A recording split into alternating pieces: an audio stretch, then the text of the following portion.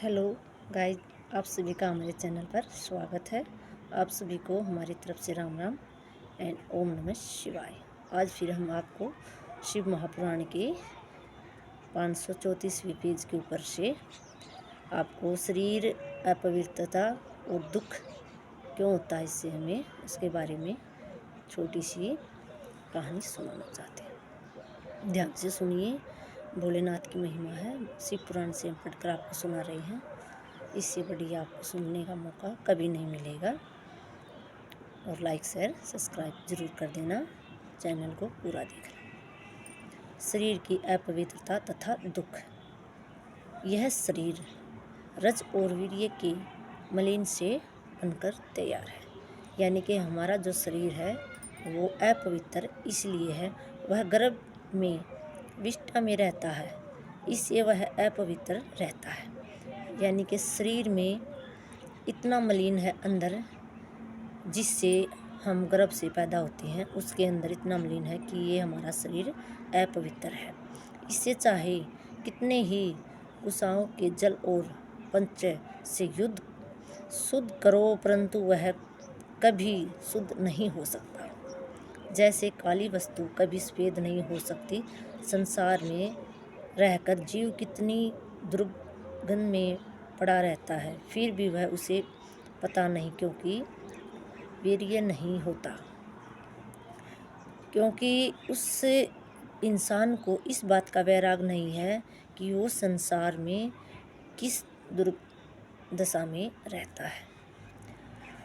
होता है हजारों वर्ष तपस्या करने पर भी यह मलिन आत्म पवित्र नहीं होता। यदि भगवान शुद्ध करके इस वर्षतुति हवन आदि कर्म करते हुए मृत्यु को प्राप्त हो जाएं, तो फिर उसे ज्ञान प्राप्त हो जाता है। यानी कि हम आत्मा को पवित्र और भगवान शुद्धिकरण ईश्वर का आह्वान करें तो मृत्यु के बाद हमारा शरीर पवित्र हो सकता है। जैसे तो फिर उसे ज्ञान प्राप्त हो जाता है और उससे उसका मन शुद्ध हो जाता है। इसके करने से उस इंसान को ज्ञान प्राप्त हो जाता है हवन आदि कराने के बाद, और आत्मा शुद्ध हो जाती है। ज्ञान रूपी जल और वैराग रूप मृतिका से वह शुद्धि प्राप्त कर लेता है। यानी कि ज्ञान और जल और वैराग्य रूपी मृतिका यानी कि मरने के बाद शरीर शुद्धि प्राप्त कर लेता है। शुद्ध भगवान करके चित्त में शांति रखकर जो परम ज्ञान प्राप्त होता है, वही संसार में जीवन मुक्त रहता है। कैसी विचित्रता बात है कि जीव तो कान रखते हुए भी अपना हित नहीं बता सकता और आंखें होते हुए भी अपना हित नहीं देख सकता। उसकी बुद्धि पापों से नष्ट हो जाती है। वह इस संसार में फंसकर दुख पाता है। इससे भगवान शंकर ने कृपा करके मुक्ति का साधन स्वरूप यह शिव पुराण वर्णन किया है।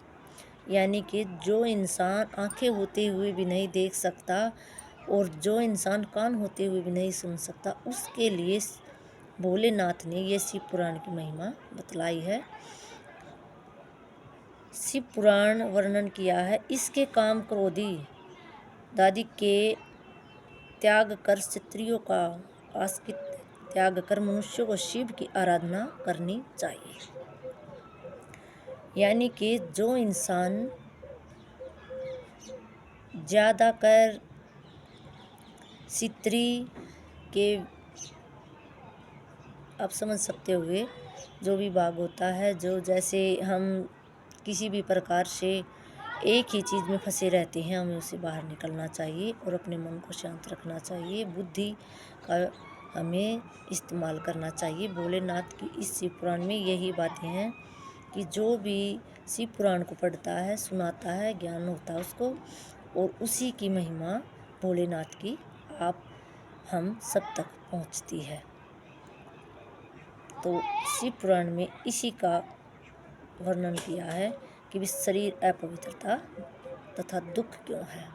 तो हमारा शरीर शुद्ध नहीं है, तो हमें बाहर से शुद्ध करने की आवश्यकता नहीं है, मन को शुद्ध करने की आवश्यकता है, ताकि शिव पुराण भोलेनाथ की ये जो भोलेनाथ हर एक इंसान के मन में रहते हैं। शरीर तो एक ऐसी झोपड़ा है जो हम कहते हैं कि भी कभी भी टूट फट हवा में उड़ सकता है, क्योंकि हमें इसका ये नहीं पता कि कितनी टाइम हमारे पास है। हम क्या पता अब आपसे बातें करते करते फुर हो जाएं, क्योंकि भगवान हमें पहले नहीं बताता कि मैं उठाने वाला। भगवान हमें ये इसी प्रकार संदेश देता है कि कोई हरी बीमारी आ जाए, कोई भी किसी प्रकार से सौपन में हमें ज़रूर भगवान पहले से संदेशा दे देता है कि भाई तुम्हारा टाइम आ चुका है। लेकिन हम जितना भी हमारे पास टाइम है, उसी टाइम में हमें भगवान की भक्ति और ज्ञान का होना ज़रूरी है।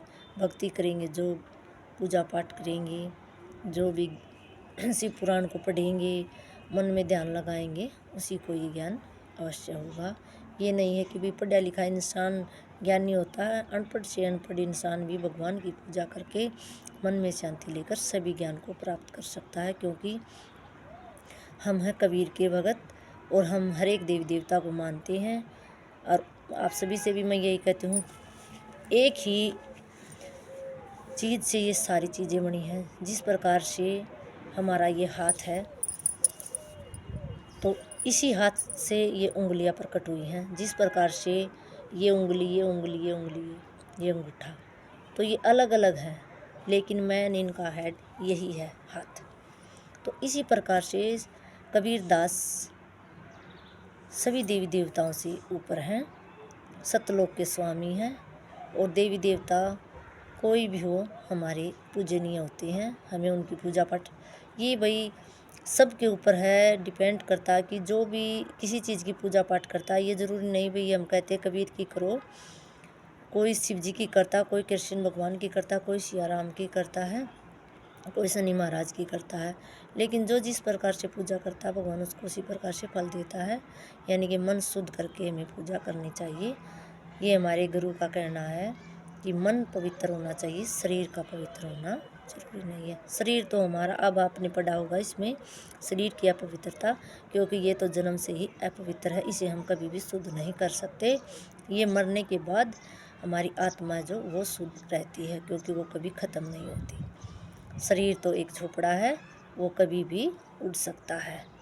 क्योंकि हमें हमेशा पूजा पाठ और सच्चे मन से भक्ति करनी चाहिए। कोई भी किसी प्रकार का हम काम करे, लेकिन भक्ति सच्चे दिल से होनी चाहिए। धन्यवाद। अगर आपको हमारा ब्लॉग पसंद आए तो बताइए आपको। ठीक है, तो अगला ब्लॉग फिर लेकर आएंगे।